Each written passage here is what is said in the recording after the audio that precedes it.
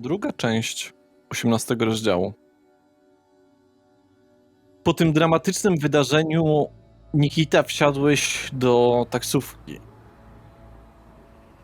Taksówkarz ewidentnie obawiał się ciebie przez twoje nienaturalne ślepia. I kolor oczu się zmienił na czerwony. Może masz soczewki, tak, to dobre wytłumaczenie, ale niemniej jednak twoja ogólna prezencja wydaje się być bardziej niebezpieczna. Dojeżdżacie pod Red Room, albo raczej pod jego okolice. To 30 zł będzie.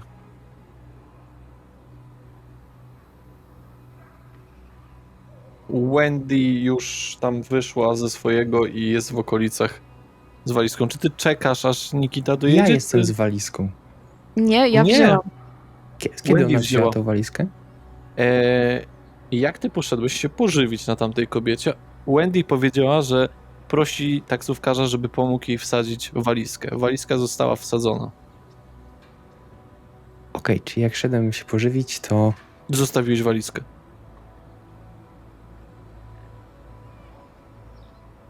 Ale walizkę ma Wendy. piszę jej. Nie jest ci ciężko z tą walizką? Absolutnie. Znaczy jest ciężko oczywiście tak naprawdę, ale to tam przy wysiadaniu wiadomo, taksówkarz pomógł trochę. No Wendy tak średnio będzie te rzeczy dźwigać. No może dźwignąć i przejść parę kroków i tak dalej, ale no tak ciężko. Niemniej jednak taksówkarz prosi cię o zapłatę.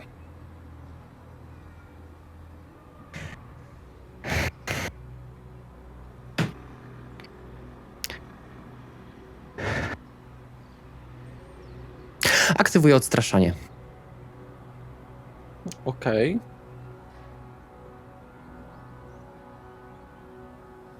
Sekundka. Ja ogólnie widzę Nikitę. Chyba. Chyba to ten samochód. Raczej tutaj innych w pobliżu nie ma. Natomiast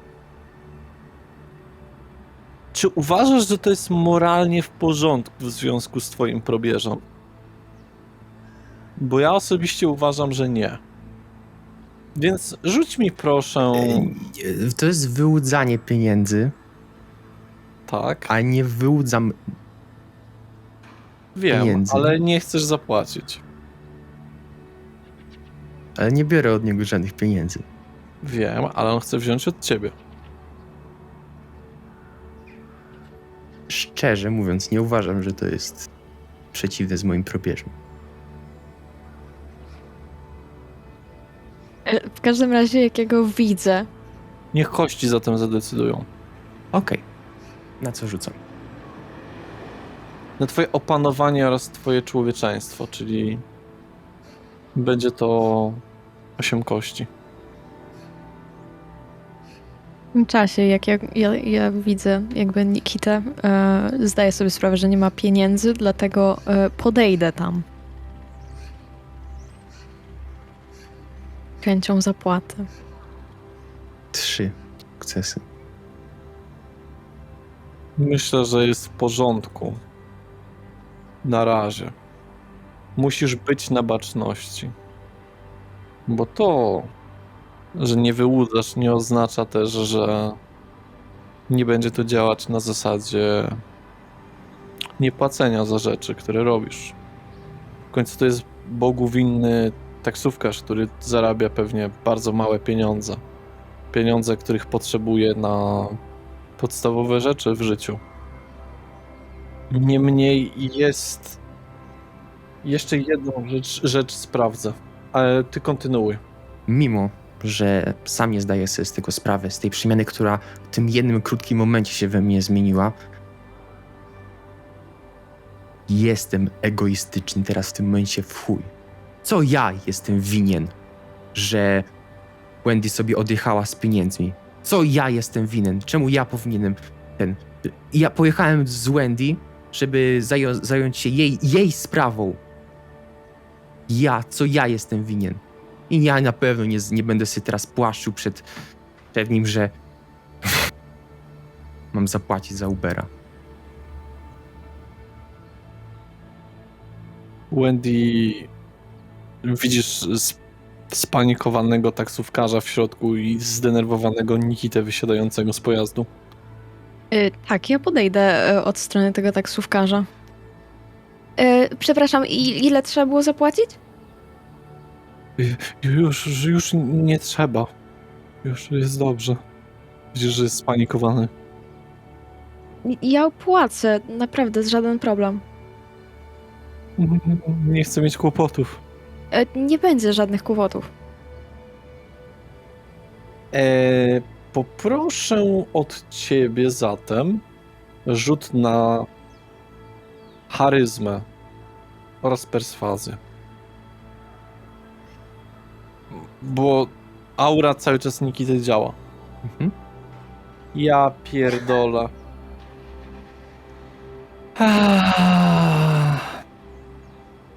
Nie. Nie, kurwa. 4 jedynki. Okej. Nikita. Widzisz, jak Wendy wyciąga za fraki tego gościa z tej taksówki i wgryza mu się w szyję. Co robisz? Podchodzę do niej. Na początku próbuję ich rozdzielić siłą. Ale nie jest jakiś delikatny przy tym. Po prostu nie chcę pozwolić, żeby Wendy wdała się po prostu w problem. Moja jedyna właściwie znajoma ze spokrewnionych wdała się po prostu gryząc osobę na samym środku. To byłoby dla mnie niekorzystne. Rozrywam. Zgadza się.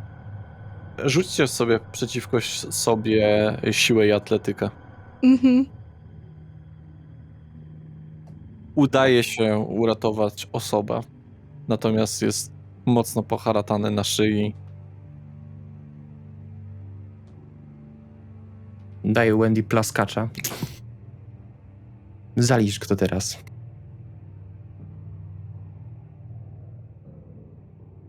Wendy wraca do siebie w miarę, ale jest znacznie bardziej dzika i szalona niż zazwyczaj. Nie czas teraz na to. Pojebało cię, dlaczego mnie bijesz? Jebany morderco, karaluchu pierdolony z sabatu. Odchodzę Suko. od niego. Pierdol się! Zostawiasz mnie tutaj przed po prostu w najbardziej potrzebnej sytuacji. Morderco!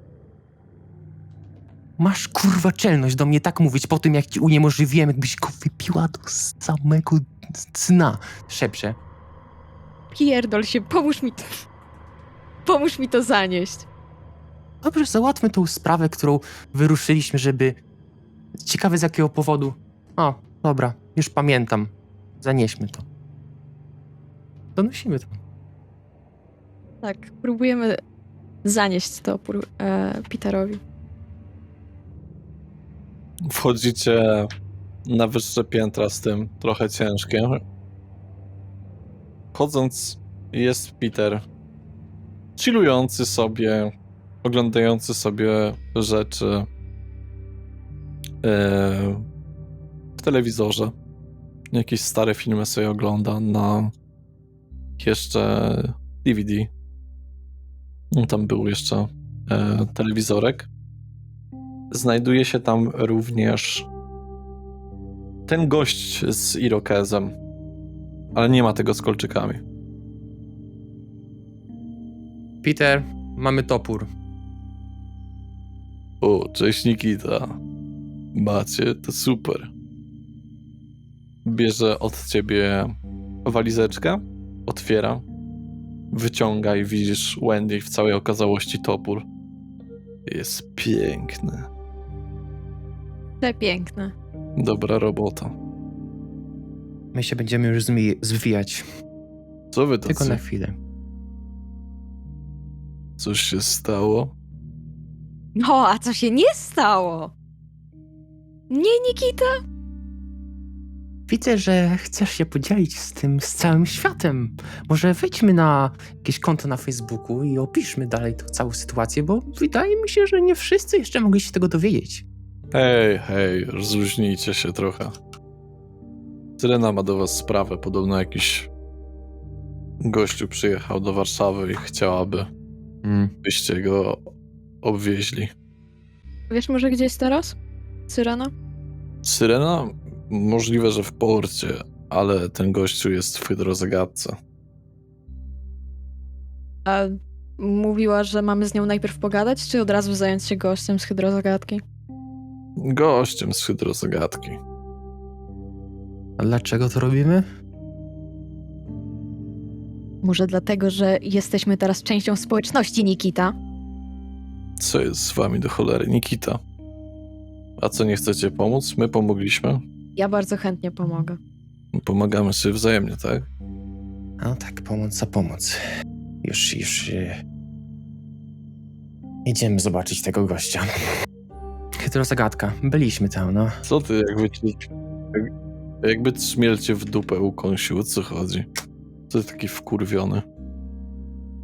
A nie wiem, czy nie zdarza ci się czasem tak, że twój umysł staje się zupełnie czarny, nie możesz się ruszyć i osoba, z którą chciałeś porozmawiać bardzo miło, prowadzisz ją w czarną uliczkę i ją zabijasz? Moją dziewczynę, a co? Ale to było dawno. No, bo moje było tak około 30 minut temu. Posprzątaliście chociaż? Właśnie dochodzimy do najlepszej części, bo przychodzi sobie gościu w czarnym kapeluszu, zaczyna mnie wyzywać od morderców i zamienia ją w pył. Zabiera jej ubrania i sobie odchodzi. Czy ja? I było to na ziemiach Kamarilli. I było to na ziemiach Kamarilli, no. Niedobrze. Powiedzcie Syrenie, albo mogę jej powiedzieć, żeby potem nie było, że coś zatajiliście. Lepiej też nie zatajać. No właśnie, Nikita, może zapamiętasz na przyszłość, żeby lepiej rzeczy nie zatajać. Naprawdę, co was do cholery ugryzło? Wcześniej chichy, szmichy, normalnie siedzieliście, a teraz tacy wkurwieni jesteście?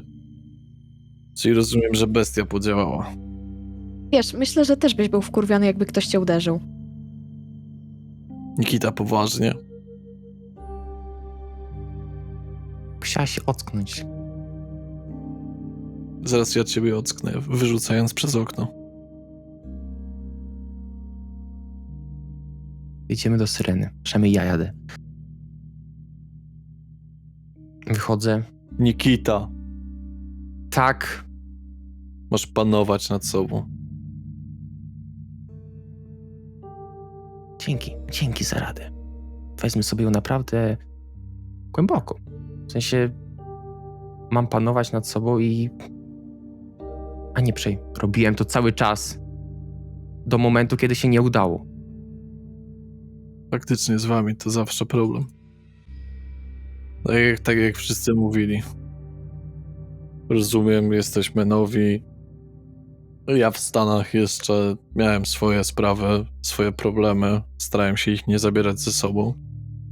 Ale w Stanach to jest już w ogóle shitfest jak cholera. No nic. Dzięki za dostarczenie. Cieszę się, że mogłam pomóc. Jeszcze raz przepraszam za tamtą gitarę. Nic się nie stało. To nie była jakaś taka wielka rzecz. Zdarza się najlepszym. Stracić kontrolę i ulec bestii. Tylko trzeba mieć zawsze kogoś, kto może ci oderwać głowę od czyjejś szyi. No nic. Rzeczywiście warto mieć kogoś takiego.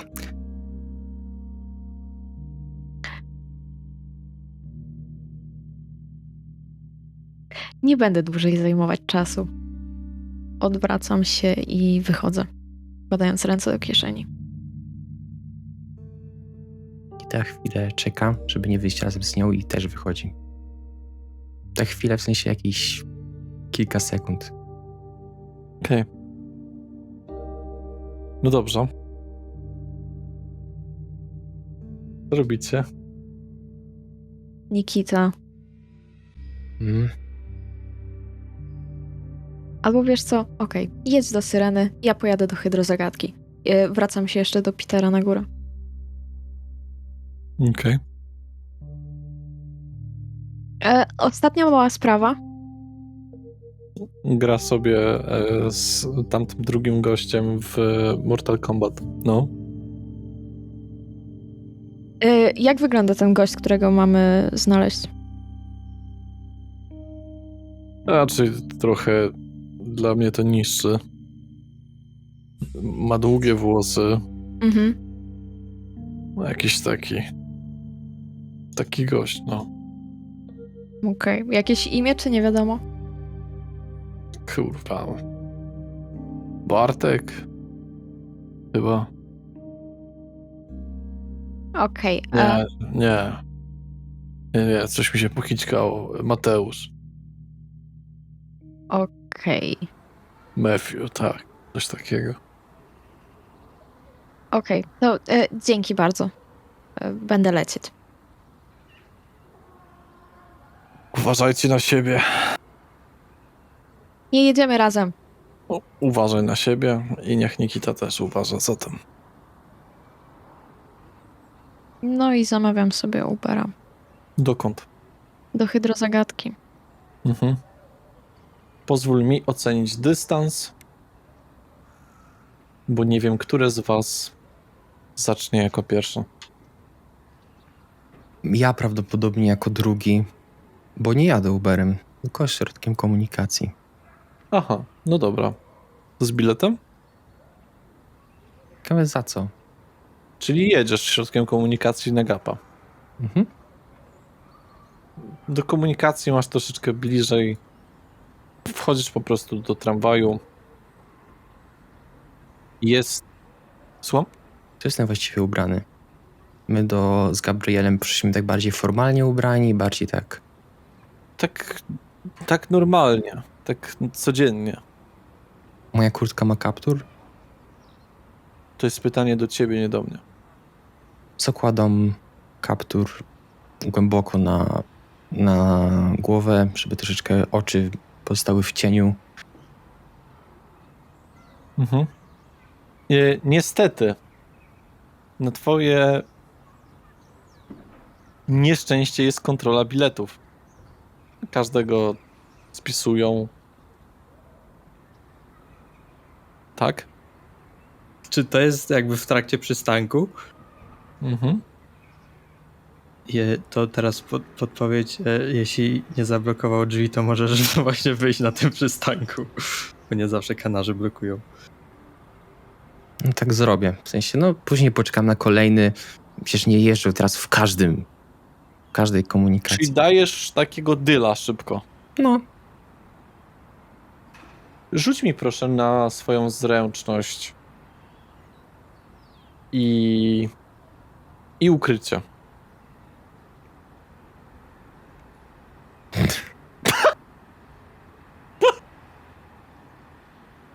cierpisz na kompulsję. Nie. Przewróciłeś się. Na schodkach jeszcze. Ale wrócimy do tej sytuacji. Wendy, dojeżdżasz pod Hydrozagadkę. Miejsce, które poznaliście prawdopodobnie jako drugie, prawda? Jeżeli chodzi o stronę anarchów. Tak, chyba tak. Jest troszeczkę ludzi. Troszeczkę... Wiesz, tam osoby piją sobie piwko, chillują, jedzą burgery. Ani widu, ani słychu Giliego oraz Mikołaja, jeżeli byś ich szukała. Nie tym razem. Nie tym razem, rozumiem jak najbardziej. Natomiast widzisz tutaj dziewczynę z czarnymi, dłuższymi włosami, stojącą w sumie pod ścianą, sączącą sobie coś czerwonego przez słomkę. Prawdopodobnie wino, w ciemnych okularach. Wygląda tak dosyć Jest ubrana, powiedzmy, na sportową. Jest w bluzie, w czarnych dresach, jakichś sneakersach. I widzisz parę osób, które zebrały się przy jednym stole, grające w pokera. Jeden z gości pasuje do opisu. Który dał ci Peter. Okej. Chciałabym się przysiąść do tego stolika, znaczy może nie bezpośrednio do tego stolika, ale chciałabym zająć miejsce jakieś obok. Mhm. I chciałabym na razie się może przysłuchać, czy o czym się rozmawiają. Grają spokojnie w karty. Pada kwestia podbicia stawki, czy spasowania, czy dobrania kart. Nie grają jakimiś żetonami. Grają na zwyczajnym stoliku. Wewnątrz, siedząc na półfach i tym wszystkim, gadają głównie o grze. I ten, który pasuje ci najbardziej do opisu, podsyca innych, żeby podbijali. No dobra, panowie, ja mówię wam, nic nie mam, możecie spokojnie stawiać. Para szóstek, co to jest para szóstek? Przy takim stole, jaki obecnie mamy? Proszę. Ja nie wam oddam moje pieniądze. Nie no, ja pasuję kompletnie, bo nie czuję, żeby mi ręka mi szła. Ale drogi przyjacielu, ręka może raz nie iść, raz. Patrz, mamy tutaj 9, mamy 5, 8, 7. Wystarczy, że masz 6 i jeszcze jedna karta i będziesz miał streeta. Nie chciałbyś mieć streeta? Chciałbyś, prawda? Wiesz, czas na rzut. Manipulacja oraz przebiegłość. Nasza tajemnicza postacią. 4 sukcesy. 4 sukcesy. Dobra, wchodzę w to. Wszyscy pokazują karty. I zgarniasz pulę. Pula nie była duża, bo jedynie 2 stówki. Ale zawsze lepszy ryc niż nic. Kurde, oskubany. Panowie, no cóż, czasem się wygrywa, czasem nie, no. Mi się akurat udało. Widzisz, że skończyli partię. W sensie mówię to do Wendy. Mhm. Ładnie, naprawdę nieźle. Widzę, że ona podchodzi do stolika. Znaczy, ja siedzę obok jakby twojego stolika. A dziękuję, dziękuję. Ale to tylko taka lekka rozgrzewka. Chcesz pograć? Może za chwilę. Mogę najpierw prosić na słówko? Coś zrobiłem nie tak? Nie, w żadnym wypadku. Dobrze, panowie, jedną rundkę beze mnie. Tutaj jakaś piękna pani mnie prosi na bok. Spoko. My sobie zamówimy szorciki na razie. Bardzo dobrze, bardzo dobrze. I wstaję od stołu. Mhm. Mam trochę dzieciaków, znaczy osób pełnoletnich oczywiście, ale takich młodych. Obok jest zespół grający muzykę, którą słyszymy również teraz. Parę osób sobie trochę potańcuje w miarę możliwości. Prowadzę go do jakby przed klub. Okej, zmierzam za nią. Jak na razie się nie odzywam. Jak już wyszliśmy, to staję opierając się o ścianę. Czy mógłbyś opisać swój wygląd? W otoczeniu jest nadal ta dziewczyna, o której mówiłem. Także moja postać, gdy jeszcze imienia nie mogę zdradzić, ma około 1,80 m wzrostu. Jest dość szczupły. Nie jest jakiś umieśniona, przynajmniej nie widać. Ma dość pogodną twarz, niebieskie oczy, dość zarysowane brwi, nieco krzywy nos i dość, no, długie, ciemne włosy, ale nie ma w ogóle zarostu. Jest ubrany w trampki, jakieś poszarpane dżinsy, natomiast na górze na wierzch ma ubrany taki ciemno-niebieski płaszcz. Widać spod niego taki wełniany sweter. Mateusz, prawda? Dopiero się tu zawijamy, a już ludzie mnie znają. No nieźle. Tak, Mateusz. Czy mogę pomóc? Ta dziewczyna stoi na tyle blisko, żeby nas słyszeć? Okej. To w takim razie odchodzę jeszcze trochę. Tak, żeby po prostu zniknąć jej z oczu. Jezu, mam nadzieję, że mnie nie chcesz zabić. Nie. Chyba nie narobiłem sobie tutaj jeszcze wrogów, nie? A wyglądam na taką, która chciałaby cię zabić? Nie mam pojęcia. Uwierz, widziałem wiele osób, które nie wyglądały na takie, a później się okazały strasznie skurwysynami. Już ciekawe, że się tym martwisz. W każdym razie można powiedzieć, że zainteresowałeś parę osób. Oczywiście niczym złym. Mówię tutaj jakby o twojej przypadłości. Nie wiem, czy światło reflektorów to co chciałem, kiedy tu przyjeżdżałem. Przypadłości? No. Mam czasem nieświeży oddech, ale to raczej nie o to chodzi. Nie, i myślę, że wiesz, o czym mówię. Problem ze światłem? Teraz jego mina trochę poważnieje.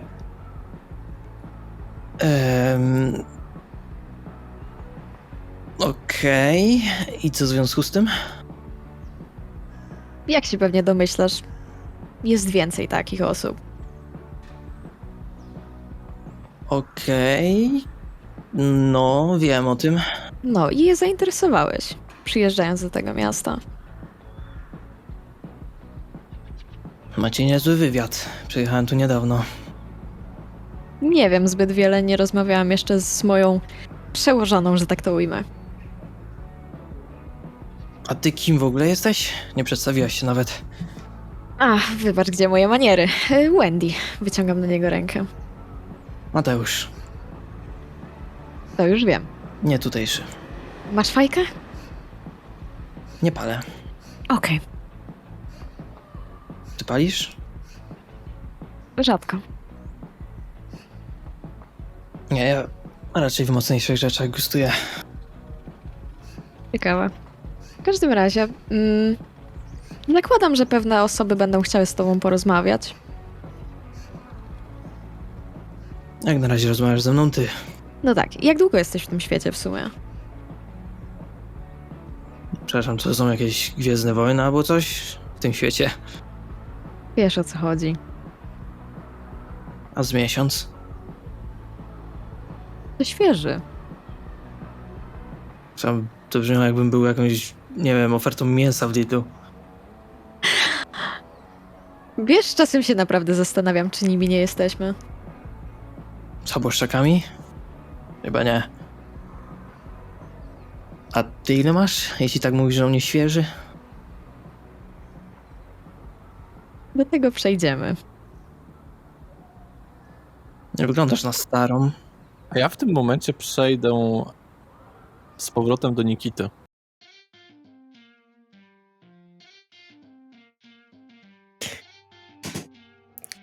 Potknąłem się. Daję. Ale żeś panu orła wypierdolił. Co ucieczka się nie udała? Dokumenty poproszę, por favor. Podnoszę się. Zaczynam klepać się po kieszeniach. Wysiadają z tobą na przystanku. Mm. Uważaj, w otoczeniu jest co najmniej 6 osób.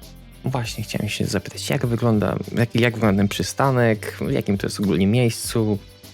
Słuchaj, to jest przystanek tramwajowy, normalna Wikta? Rozumiem. Tramwajowy, na środku Dobrze pomiędzy mówię? ulicami. Tak, pomiędzy Wiatr. ulicami, tak? Ja się nie wiem, bo te tramwajowe czasem zwykle są pomiędzy ulicami.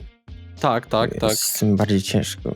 Po lewej stronie masz ulicę i po prawej stronie masz ulicę, po środku masz tory tramwajowe. No i co, czemu się bileciku nie kupuje? Uwierzyłby mi pan, gdybym powiedział, że jestem totalnie spłukany? Aktywuję zachwyt.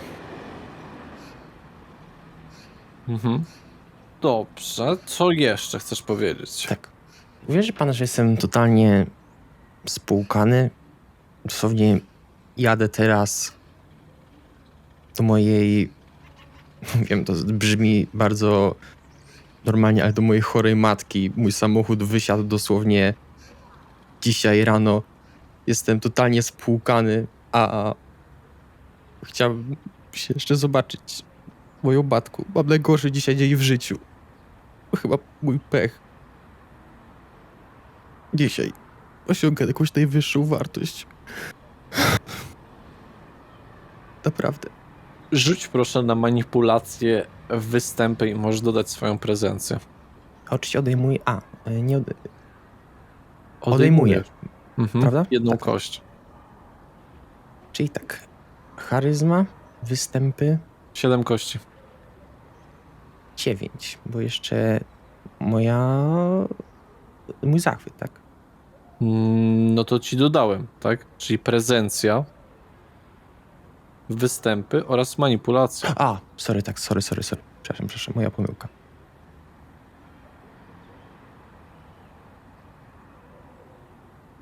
Raz, dwa, 3 sukcesy. No ale panie, no 4,40 na bilet. Naprawdę.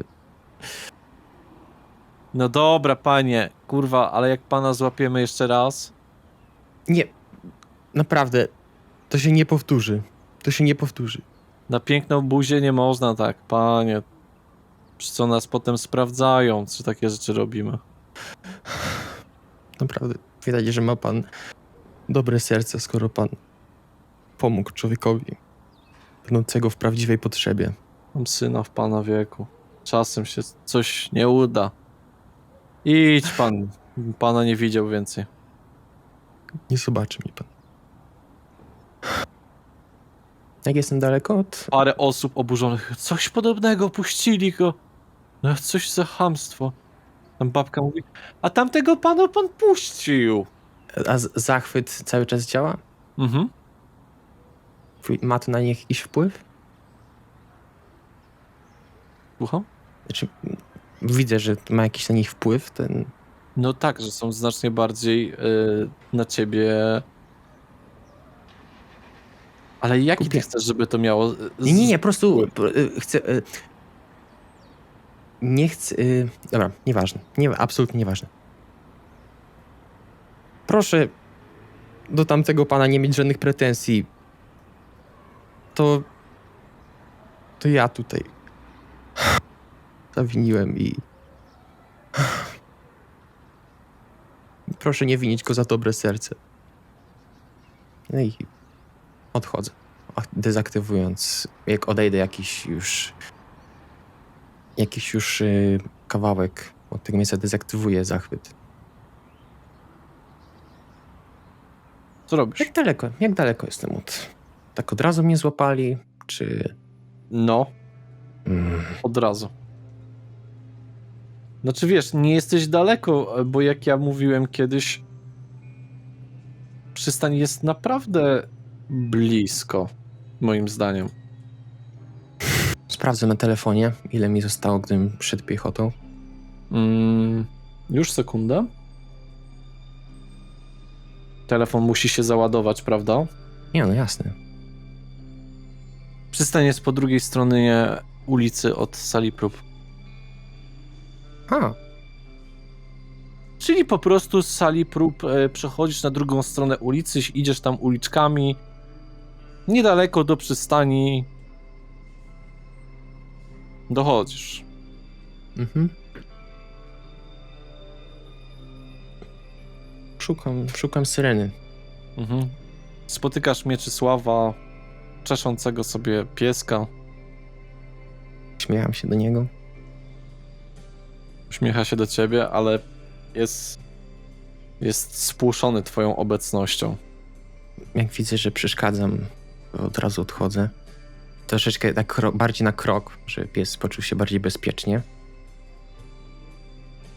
Hej, Oj, to tak jest, to tak jest, że właśnie no niektórych nie lubią zwierzaki. O mnie jakoś polubiły nadal. bardzo się cieszę. Szczęściem. Wiesz, gdzie mógłbym znaleźć panią? Panią S? Panią S? Syrenę. No jest tam. Podejdę. Muszę coś pogadać. Syrena rozmawia z paroma osobami, których absolutnie nie znasz, ale już skończyła rozmawiać, zbliża się w twoją stronę. Dobry wieczór, Nikito. Dobry wieczór. Bardzo dobrze panią widzieć. Niestety przychodzę z bardzo złymi wiadomościami. Tak? Byłem na terenie Camarilli i w czasie tego wyjścia zdarzył się incydent ze śmiertelnikiem. Nie zrobiłem tego celowo w żadnym wypadku. Po prostu mój umysł po prostu wszedł, ten robak wszedł w mój mózg i Robak? inni nazywają to Szałem? bestią. Wpadłeś w szał, Nikito? Na to wygląda. Niestety. Takie sytuacje potrafią mieć miejsce, dlatego jest nam często ciężko przetrwać. Stoi z tobą nad wodą. Jest dzisiaj ubrana w taki beżowy płaszczyk, taki błękitny szal. Ma zimową czapkę, rękawiczki. Jest dosyć ładnie ubrana. Ja Zasmuciła się troszeczkę na tą wiadomość. Ale czy zostało to załatwione pod względem... Sam rozumiesz, braku dowodów? tak. Czy ktoś cię widział? Widział mnie spokrewniony. Chyba. Spokrewniony? Nie wiem, kim był. Podszedł, zwyzywał mnie, później zwyzywał trupa i zmienił go w proch. Zebrał jej ubrania i... Pani Syreno, bardzo... A ze śmiertelników? Gdzie to się wydarzyło? koło sklepu Red Rift. Red Rift? W okolicy czego to było, Nikito? Było niestety w centrum. Teraz jak musiałem sobie przypomnieć. Zrobię tak. Rzuć proszę na inteligencję oraz spostrzegawczość, żeby sobie przypomnieć. Ja już sobie spostrzegawczość, tak? I inteligencja. Okej. Na Placu Konstytucji wiesz, że to było na pewno. To było na Placu Konstytucji koło, wydaje mi się, Ronda Dymowskiego. To bardzo zatłoczone.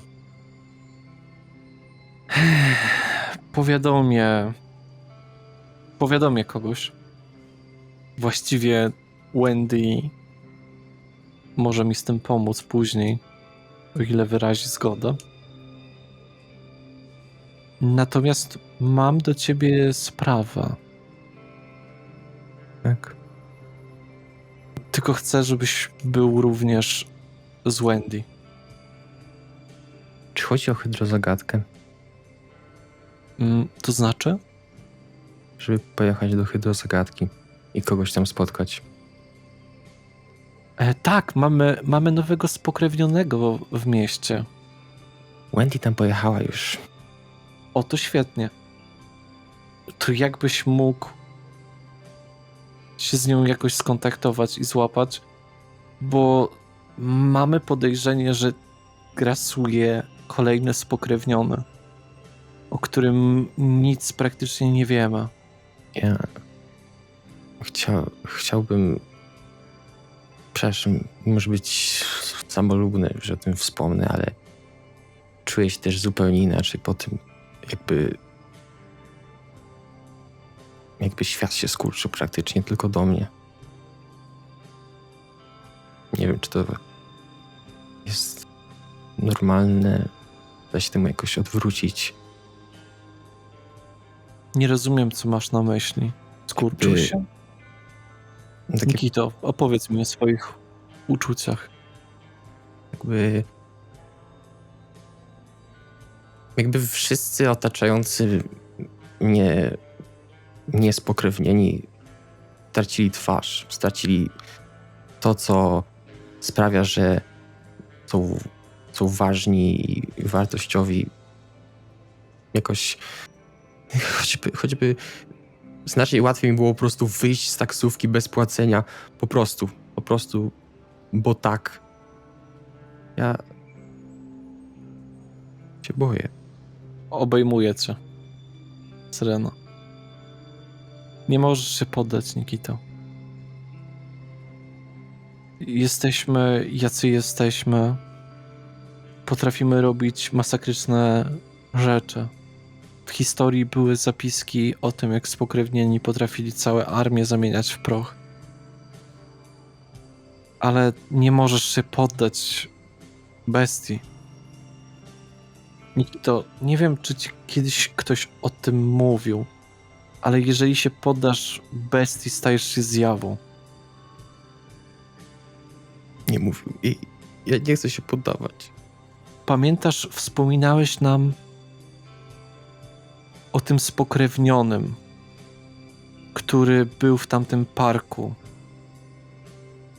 Biłą głową. Tak. Tak niedaleko klubu 7. Mamy podejrzenie, że to mógł być ktoś, kto był u nas w Anarchach parę lat temu, ale stracił swoje człowieczeństwo. Stał się zjawą. On nie jest kierowany już żadną moralnością, niczym. Nikito straci już wszystko, jeżeli się temu poddasz. Za każdy akt samolubny są różne teorie, jaki jest nasz cel na tym świecie. Prawda jest taka, że ludzie mają trochę łatwiej. To jest paradoksalne, bo kiedy my stracimy nasze człowieczeństwo, przestajemy mieć kontrolę w ogóle nad sobą.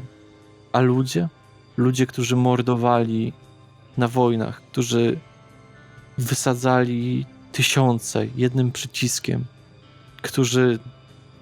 Nikito, pamiętam wojnę w Warszawie. Pamiętam, co tu się działo. Pamiętam obozy. Ci ludzie nie tracili swojej świadomości. Takie podłe żmije nie traciły świadomości, rozumiesz? A my musimy być ostrożni. Bo jeżeli pójdziesz tą drogą, możesz nie wrócić. Puszcza cię. Nie chcę podążać tą drogą. I Musisz być panem swojego losu, Nikita.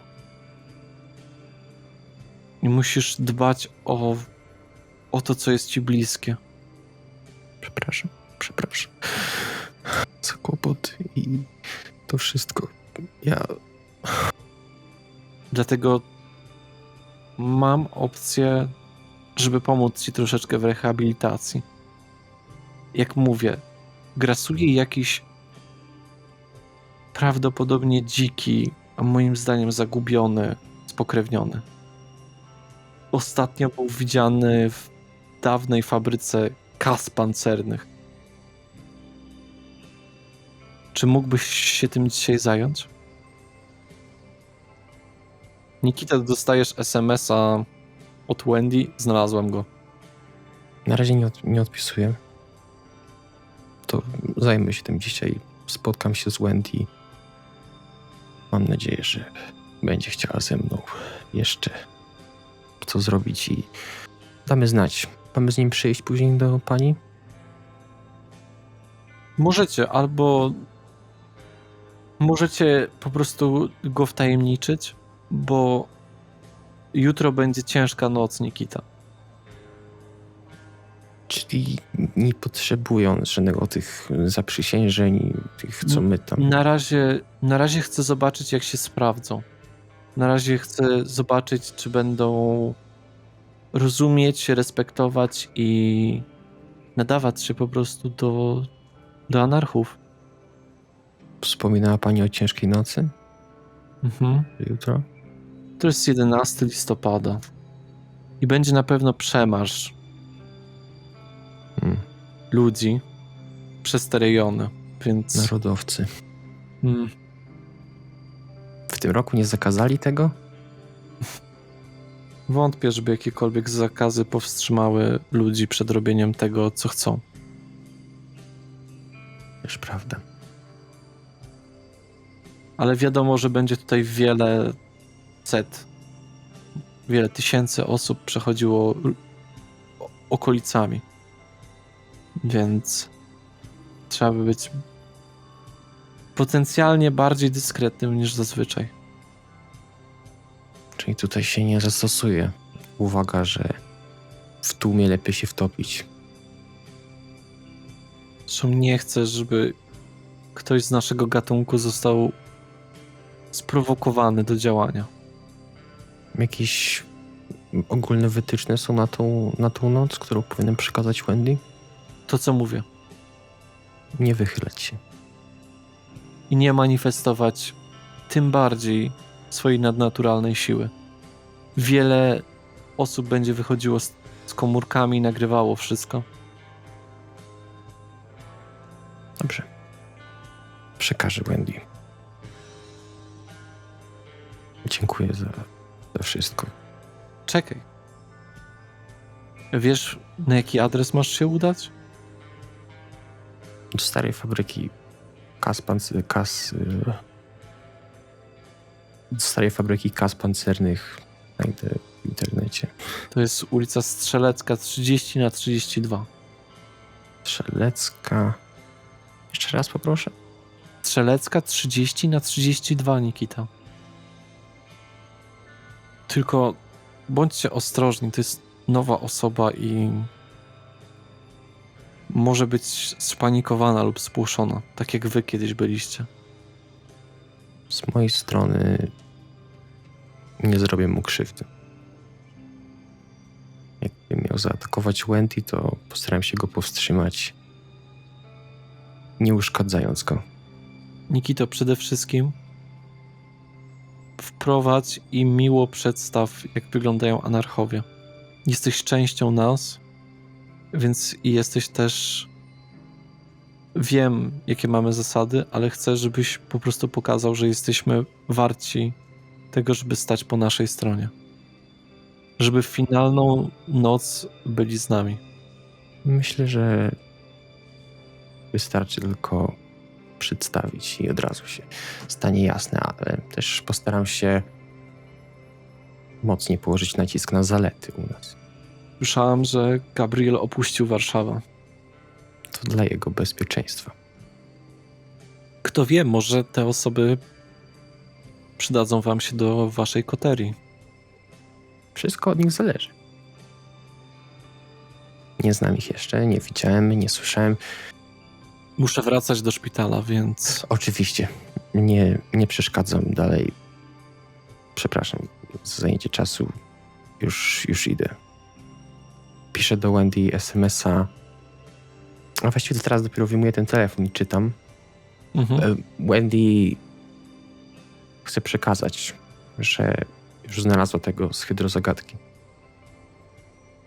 Ale to tyle. Odchodzę. Piszę do Wendy SMS-a. Mam nowe informacje. Gdzie możemy się spotkać razem nim. Wysyłam. Może być w hydrozagadce. stamtąd możemy ruszyć dalej. Sprawdzam na telefonie, jak daleko. Jestem w porcie. Jak daleko jest hydrozagadka? Dopisuję SMS-a. Weź taksówkę, opłacę ci ją. No słuchaj, spacerkiem to masz 2,5 km, czyli ponad lekko pół godziny. No, myślę, że wezmę sobie, pójdę sobie, się przejdę po prostu. Tak, że się przejdę z kapturem nałożonym na głowę. Się przejdę. Później patrzę jednak na temperatury o tej porze i patrzę też na SMS-a od Wendy. Biorę taksówkę. Okej.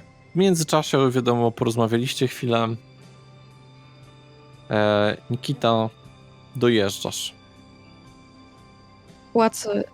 Płacę mu za taksówkę. Czy ja widzę, że jeszcze przychodzi jakby jeden gościu? Że ona w ogóle gdzieś tam odchodzi? Zgadza się. Dobra, tak trochę niepewnie stoję z założonymi rękoma, patrzę na nich.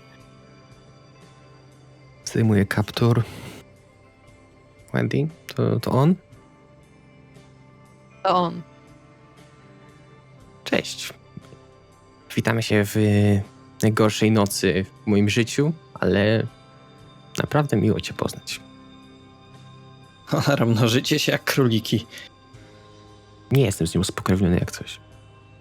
Z tego, co mówiła moja twórczyni, czy jak wy to tam nazywacie, to wszyscy jesteśmy spokrewnieni. Częściowo. Myślę, że masz punkt. Dobra, więc jeszcze raz, po cholerę do mnie przyszliście? Sprawa jest taka... Sprowadza się do tego, że wszyscy lubimy... Jesteś nowy w mieście i warto mieć kogoś, kto będzie chronił ci plecy. No, tak, dobrze powiedziane. I w tym mieście jesteśmy to my. Oprowadzimy cię, opowiemy, co tu się dzieje. Na własnej skórze wiemy, że beznadziejnie jest, jak się nie wie takich rzeczy. I bonusowo przejdziemy się do starej fabryki kas pancernych. Zarąbiste zwiedzanie miasta, naprawdę. Nic innego nie marzyłem niż pójść do starej fabryki kas pancernych. Interesujące miejsce, Nikita? Też sądziłem, że to... Też myślałem, że nigdy tam nie pójdę, a jednak Słuchajcie, mamy tam pójść. ja mam w tym mieście dwie sprawy do załatwienia. Pierwsza jest totalnie związana z wami, druga już trochę bardziej. Aha. Chcę znaleźć kogoś, kogo nazywają dyrektorem i chcę poznać jego alchemików. Która strona mi to załatwi, nie obchodzi mnie to. Słyszałem, że macie jakiś durny podział tutaj. We Wrocławiu tego nie mieliśmy. Wrocław. Jesteś w Wrocławiu. Właściwie chyba domyślam się, o kim możesz mówić. Ale przysługa za przysługę. Przysługi są ważne. Nic za darmo. Czyli co, ja z wami pojadę na zwiedzanie miasta do tej całej fabryki, a wy pokażecie mi, gdzie jest ten cały dyrektor, tak? Mogę zebrać o nim trochę informacji. Czyli nie wiecie, gdzie jest. Znam kogoś, kto może wiedzieć. Okej, Close enough. to coś. To jeszcze powiedz mi białowłosy, bo nie wiem, co wy macie w tej Warszawie, w ogóle się nie przedstawiacie. Jestem Nikita Tarkowski. Wow, od razu z nazwiskiem. No dobra. Mateusz Zatorski. Podaję mu rękę. Się wstrzeliłeś z nocą.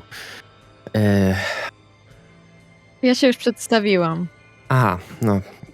No to nie wiem, o co ci chodzi, że się nie przedstawiamy w ogóle. Trochę jej to zajęło. No, Wszyscy u ciebie w Wrocławiu mówią od razu, się witają imionami?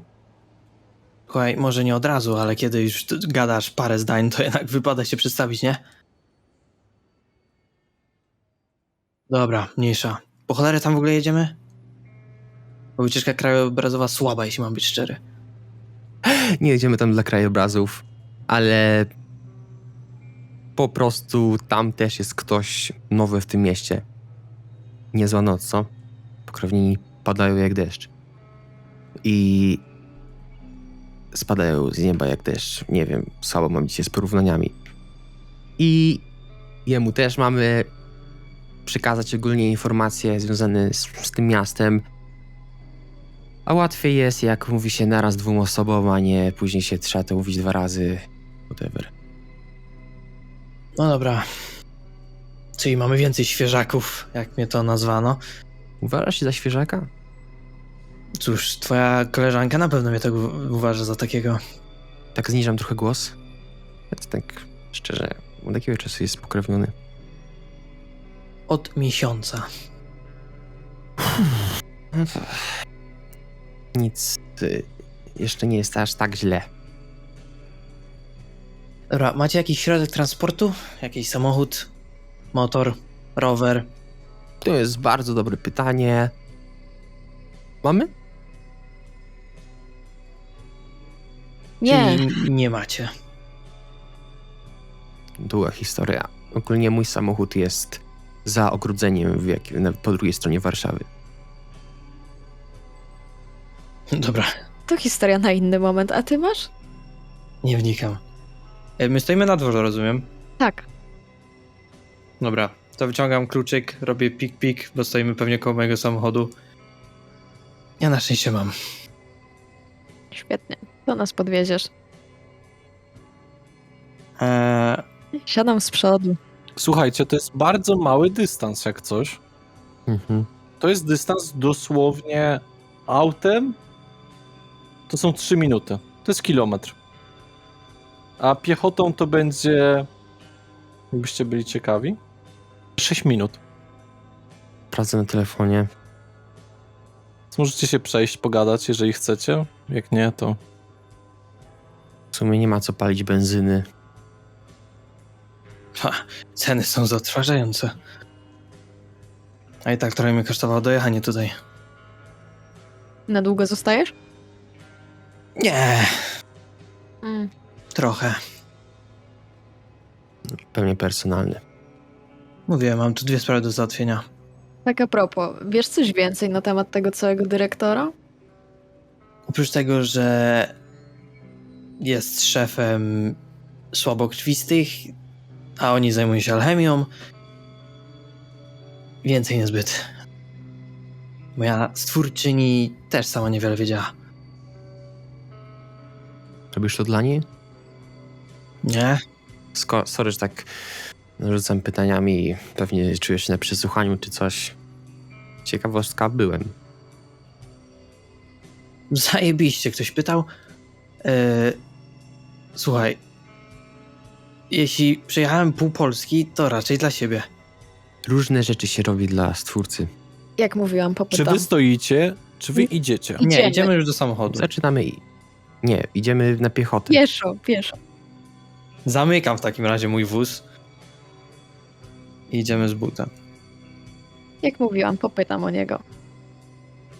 A, ten. No nie z mojego klanu, tak by the way. To znaczy? Właśnie nie chciałem od razu pytać. Czy angielską nazwę, czy tą taką spolszczoną? Jak ci łatwiej? Ministerstwo, ministry. Okej, chyba Angielska? wiem. No ministry. To nie znam. Chyba wiem, kto może mi pomóc. Ogółem uważałem nas trochę za takich chuj, którzy cały czas namawiają do złego. Czasem się sprawdza, czasem nie. Nie sprawdzasz takiego wrażenia? Już nie mam pojęcia prawie nic na temat twojego klanu. Z czego jesteście?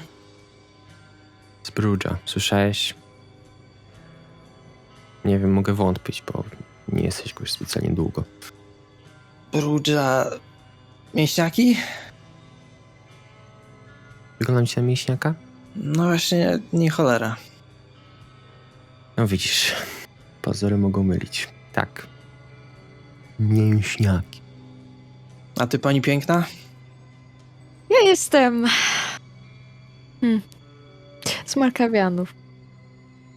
Nie. Nie mam pojęcia. Najbardziej kojarzę mięśniaków i tych brzydkich jak noc. Nosferatu. No.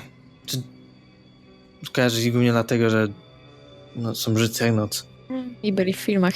Cóż, jeżeli chodzi o mój klan, mogę ci opowiedzieć w każdej chwili coś więcej, ale myślę, że nie czas. No dobra. Znaczy, nie ciągnę za język, nie? Ogólnie jedyna wzmianka, jaką słyszałem o twoim klanie, to jest, że działają po tej stronie Wisły. A! Ten w sensie wasz dziwny przedział na prawo i lewo. Tu jakbyście, nie wiem... Doszliście, moi drodzy, pod bramę tego miejsca. Brama jest dosyć wysoka, bo na 5 metrów. Jest dużo ostrzeżeń. Uwaga, grozi zawaleniem. Jest oczywiście pośrodku brama taka metalowa. Poza tym te po bokach 5-metrowe są z cegieł. Ta metalowa ma dużo kolców, więc trzeba być ostrożnym. W okolicy wesoło śpiewają sobie: mistrzem Polski jest Legia, Legia najlepsza jest, Legia to jest potęga, Legia CWKS, la la la. Jak jest zamknięta, jakiś łańcuch, ta brama jest? Zaspawana. Widać, że nie była używana od dawna. Z prawej strony jest teoretycznie rynna, po której w teorii da się wspiąć. Ale powiem od razu, jest cała zardzewiała. No dobra. Panie mięśniak, dasz radę to jakoś otworzyć?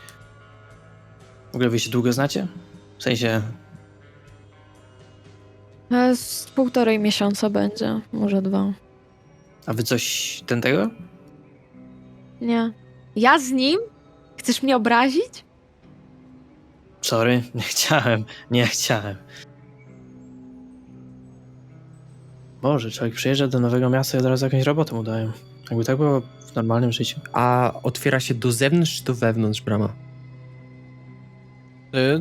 W obie strony się potrafi otworzyć. Znaczy, możesz użyć dużej siły, na pewno nadnaturalnej, żeby spróbować wyważyć te metalowe drzwi, ale dam ci jeszcze informację, że sama brama jest niższa od tych murków o 2,5 metra.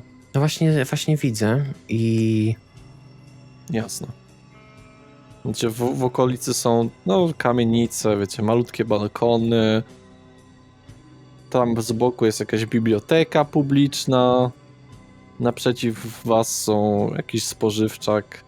Czy gdybym otworzył ją na zewnątrz, to bym uszkodził jakiś samochód stojący? Gdzie gdybym na przykład tam wszedł, a później otworzył od siłą nadnaturalną, tak żeby otworzyła się na zewnątrz. Nie uszkodziłbyś, ale na pewno byłoby głośno. A da się tu przeskoczyć? Znaczy wspiąć, przepraszam, nie przeskoczyć. W teorii się da. Okej. Bo to jest 2,5 metra, rozumiem, ta brama. Tak, tylko że tam są kolce i nie bardzo jest o co się oprzeć. Może o starą metalową klamkę, ale to ona wytrzyma. Ładdy, mogę pójść tam sam, jeśli chcesz. Ale Lepiej nie. Syrena dziwnie sprecyzowała, że musimy tam pójść razem, więc obawiam się trochę o swoją dupę. Syrena? W sensie warszawska? Tak, dosłownie z ogonkiem w Wiśle pływa. Nasza przełożona. I nie ma ogonka. Dobra, widzę chyba, który z waszej dwóch jest tym bardziej ogarniętym. No, słuchaj, przydomek. To już musisz sobie przyzwyczaić. Każdy ma jakiś swój taki przydomek albo przynajmniej ksywkę. Tak. Dobra, Nikita, jesteś w stanie otworzyć tą... Stary, spójrz na te... Nikita, jesteś w stanie otworzyć chociaż tą... W trakcie jak oni gadają, chciałbym próbować po prostu się wspiąć.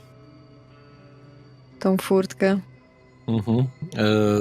Słuchaj, twoja zręczność oraz akrobatyka. A ja bym chciał jeszcze jedną rzecz zapytać. Czy gdybym użył nadnaturalnego W sensie atletyka. chwytu, to czy dziury zostawione przez moje palce wbijające się w beton byłyby możliwe do włożenia, jakby żeby palce włożyli też oni, żeby łatwiej im się było 2 wspiąć? sukcesy. Co dużo rzeczy się dzieje naraz, tu są pytania, to. 2 sukcesy. Myślę, że jest w porządku, żeby przejść. Okej. Więc przeskakujesz na drugą stronę? Tak. Okej. Czyli chciałbyś się zacząć spinać po tym i po prostu zostawić, ale wiesz co, one nie będą takie duże. Właśnie bardziej tak orientacyjnie No. się. Wiesz, takie, kurde, takie na 3-4 centymetry. Może to jest jakieś ułatwienie dla następnych osób, no ale pamiętaj jedno. Zostawiasz po sobie ślady Wiem ewidentne właśnie. w murze.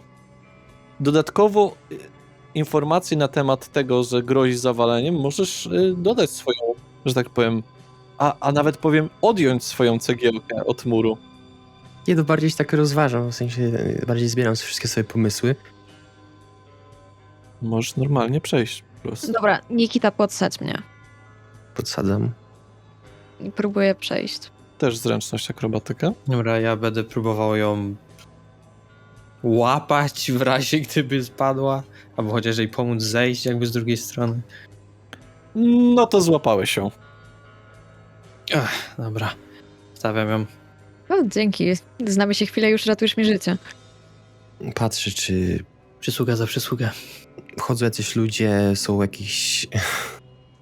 Nie, tam może paru kibiców z oddali. Jakby wasze otoczenie jest całkiem bezpieczne. To jest Praga, tutaj się dzieją dziwne rzeczy, ludzie wychodzą z maczetami. Są codziennie napady, rozboje, morderstwa. Ta strona Warszawy jest bardzo miłym miejscem. Przeskoczę. Okej. Ile mogłeś skakać wzwyż? 3 metry wzwyż, dalej, do górę. przodu mogę skakać. Tak, w górę mogę 3. I wszędzie są ogłoszenia, że grozi zawaleniem. Wszędzie są. Jakbym widział co drugi budynek na trójkącie. Nic nowego. Dobra. Po co tu w ogóle jesteśmy? Pokrewnionego. Okej. I potrzeba nas było aż 3? Właściwie to 2, Mhm. ale jestem pewien, że się przydasz. Wiesz, przysługę, coś w tym stylu, nie? Słychać jakieś jęki, takie ciche w okolicy.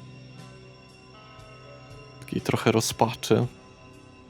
W budynku po waszej lewej stronie, troszeczkę wyżej. On też jest na wzniesieniu z 4 metry, ale tutaj będzie łatwiej wejść, bo są cegły pokruszone i są miejsca, gdzie wsadzić stopę. Chciałabym... Bo czy ja jestem w stanie podążać jakby za tym dźwiękiem? Rzuć sobie proszę na słuch i tą percepcję. To dodam sobie do tego heightened senses, wyostrzone zmysły. Na słuch Dobrze. to był rzut. Znaczy, dalej wymagasz rzutu, czy... Czekaj sekundę, sprawdzę tylko na szybko. Nie, myślę, że jak masz wyostrzone zmysły na słuch, to będziesz w stanie to usłyszeć. Wiesz, że na pewno dobiega z tego budynku. Podążam za dźwiękiem. Zaczynasz się wspinać? Nie ma tam za bardzo innej drogi niż wspinaczka. Zmierzasz do tego budynku? Powoli, tak. Okej. A reszta?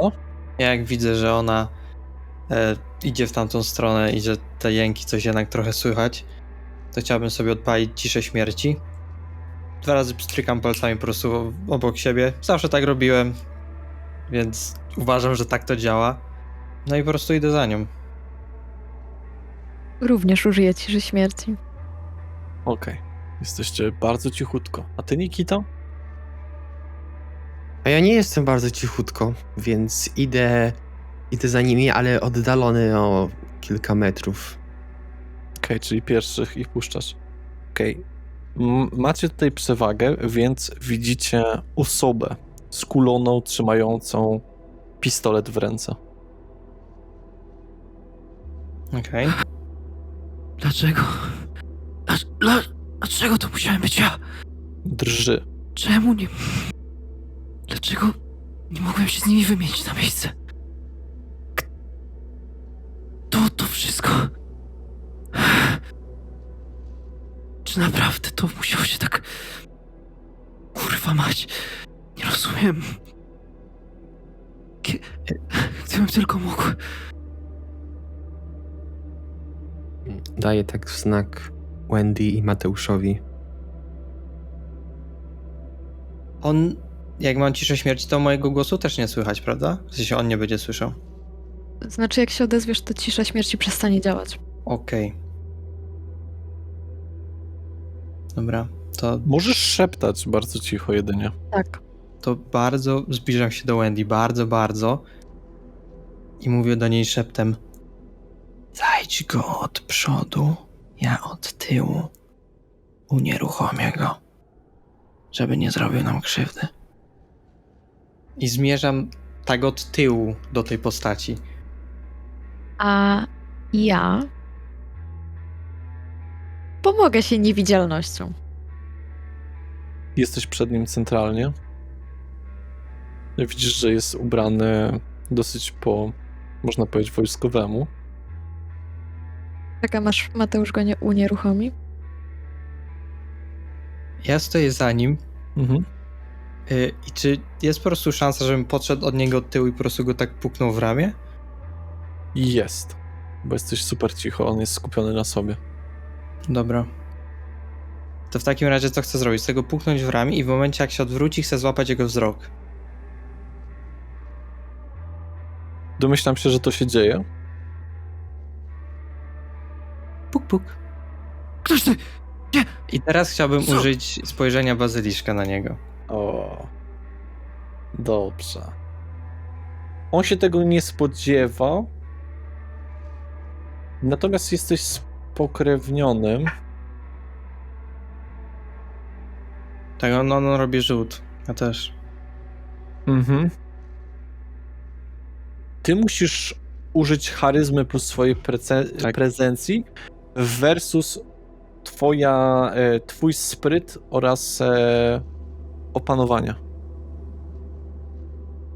Spryt i opanowanie, tak? Tak. A 0 sukcesów. 5 sukcesów. Ewidentnie pokonujesz ten jego wzrok. Wiesz, że chciał ci coś zrobić, ale nie masz pojęcia co. Kurwa mać! Czy ja go widzę? Już teraz? Tak, jak najbardziej. On nie był Odsuwam się niewidzialny. trochę. Podnoszę ręce do góry. Widzisz, jak masz dosłownie przed sobą lufę pistoletu wymierzoną prosto w czoło. Ktoś ty! No i Hehe, żołnierzyku. po coś tu przyszedł? Nie chcę niczego złego. Dobre pytanie, nie mam pojęcia po chuj ja tu przylazłem, ale kazali mi. Wendy? Chciałabym położyć rękę na jego pistolecie, tym samym się pojawiając. Chcę po prostu obniżyć jego rękę z pistoletem. Okej. Czyli bez wyrywania. Bez. Chcę to załatwić na spokojnie, póki co. Spokojnie, nie jesteśmy tu, żeby zrobić ci krzywdę. Ja chciałbym wystraszony nie strzelać ani nic w tym stylu, tylko spróbować odrzucić rękę Wendy i odskoczyć w tył. To chyba bez problemu, bo Wendy raczej nie będzie protestować. Nie używam siły w ogóle. Jesteś troszeczkę przyparty do muru. Widzicie, jak postać trochę dosyć mocno trzęsąc rękami mierzy najpierw Wendy, później Mateusz, później znowu Wendy, później Mateusz i zmienia tak. Trzymam ręce Co w was tu górze. przyszło? Nikita, czy ty do nich przychodzisz? Słysząc to zamieszanie? Podchodzę, ale cały czas spokojnie. Jeszcze nie usłyszałem odgłosów jawnej walki, więc Czyli trzymasz troszeczkę dystans, ale się wspiąłeś. Tak. Okej. Będziesz w stanie słyszeć ich głośniejszą rozmowę, ale nie super cicho. Okej. Jestem gotowy do natychmiastowego zareagowania, jakbym zaczął słyszeć walkę. Lepiej szybko powiedzcie, co tu robicie, albo jeszcze szybciej zginiecie. I jestem tu, żeby ci pomóc. Pomóc w czym? Nie potrzebuję twojej pomocy. Mówię bardzo cicho, nie strasz, bo się zesrasz. Potrzebujesz.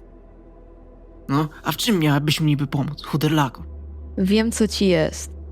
To nie wystarczy? Co mi jest? Co masz na myśli? Przed światłem? A ja już opuszczam ręce, tak zakładam bardziej na... Tak po prostu czekam na rozwój sytuacji. Postać zaczyna zdecydowanie celować prosto w głowę Mateusza. Podnieś ręce, to najwyraźniej go uspokaja. Och, na miłość boską. Wiem, co ci jest. Wendy kontynuuje. Trend przed światłem?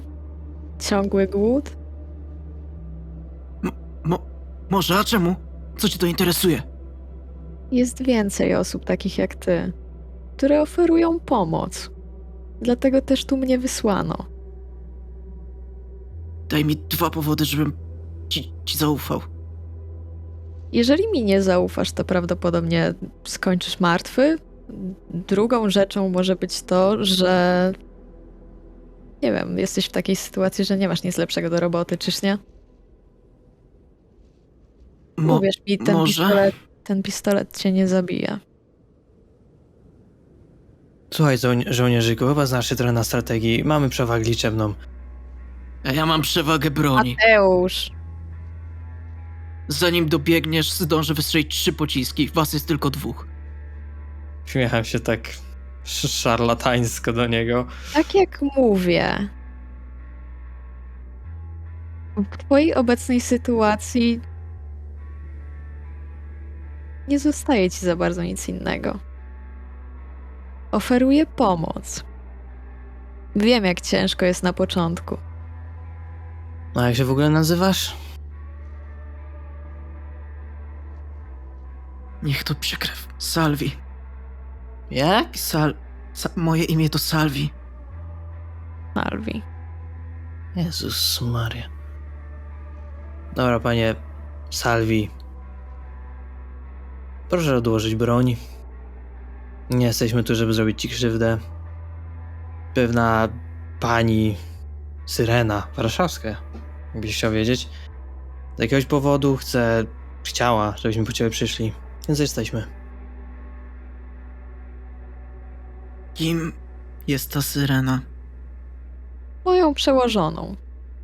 Być może również i twoją, jeżeli zdecydujesz. Możecie przestać pierdolić w jakich cholernych tajemnicach albo innych gierkach? Po prostu powiedzcie w kim, jaką przełożoną, do czego wy pracujecie? Dobra, kurwa, co się będziemy pierdolić. Słuchaj, jesteś spokrewnionym wampirem, jak zwał, tak zwał. Niestety taki jest twój teraz marny los. Jeśli nas się nie posłuchasz, to pewnie spłoniesz tutaj za jakieś parę godzin. Wychodzę Albo przyjdą po ciebie inni spokrewnieni. podniesionymi rękami. Kolega? Po fachu. Znajomy. No super. Mówiłem, mamy przewagę liczebną. A ja mówiłem, że mogę wystrzelić 3 pociski, a cela mam dosyć dobrego. A ja mówiłam, że broń nie bardzo działa. Niesamowite jest to, że każdy ma te same wątpliwości. Każdy przychodzi przez to samo. I wspaniałe w tym jest to, że nie jesteś sam w tym momencie. Słuchaj, naprawdę chcemy ci tutaj pomóc. Mamy informacje. Informacje są dobrą rzeczą. Nie strzelają. Mam nadzieję, że ty też nie strzelasz. I Strzelałem. Niestety. Niewystarczająco. najważniejsze jest dla mnie, żebyś nie strzelał teraz. Ja mam pytanie, jak wygląda ta postać, Kajetanie? No właśnie. Dobrze. Kajetanie, opisz nam swoją postać. Postać, jaką widzicie, to Tatar, rodzimy Mongol. Posiada długie, gładkie włosy, kozią brudkę i dosyć gęste wąsy. Cera, tak jak mówiłem, mongolska, jest dosyć mocno umięśniony, można powiedzieć, wysportowany. Posiada na sobie, tak jak powiedział przedmówca mój, wojskowe ubrania, dokładniej policyjne, służby specjalne, czarny mundur. czarne glany wojskowe. Ma około, tak na oko moglibyście powiedzieć, 170 cm wzrostu. I tak jak mówiłem, dosyć umieśnioną i wysportowaną posturę.